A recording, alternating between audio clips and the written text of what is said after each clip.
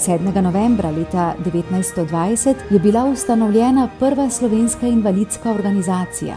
Imenovala se je Podporno društvo Slep. Danes Zveza društev slepih in slabovidnih Slovenije praznuje 100 let. Ob tej priložnosti nam bo spregovoril predsednik Sveta za invalide Republike Slovenije, gospod Dane Kastelic. Spoštovane kolegice in kolegi v Zvezi slepih in slabovidnih Slovenije, spoštovani predsednik Matej Žnuderl.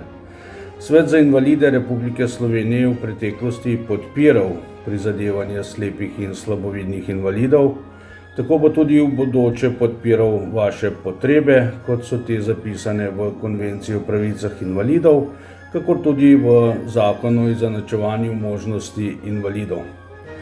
To pa je proces in ne enkratno dejanje. Je zaveza danes za jutri, za ustvarjanje enakih možnosti, za socialno vključenost in nediskriminacijo vseh invalidov.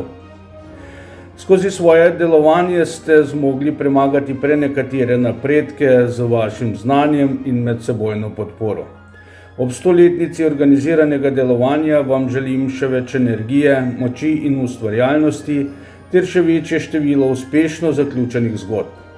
Še posebno v teh čudnih časih se kot družba veliko premalo zavedamo, da nosi vsak posameznik v sebi ustvarjalne potenciale, ki jih je skupnost potrebuje, in to ne glede na specifične telesne ali druge posebnosti.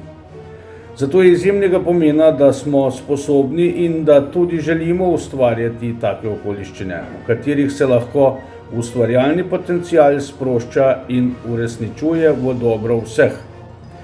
Prav tako so zelo pomembna sistematična prizadevanja za izenačevanje možnosti invalidov.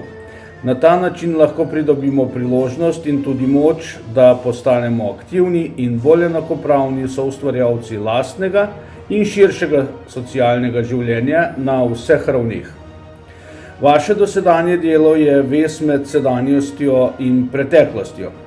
Naj vam v prihajajočem jutru zorijo sanje, da se boste lahko postavili zanje. Srečno, kolegice in kolegi pri Zvezi slepih Slovenije.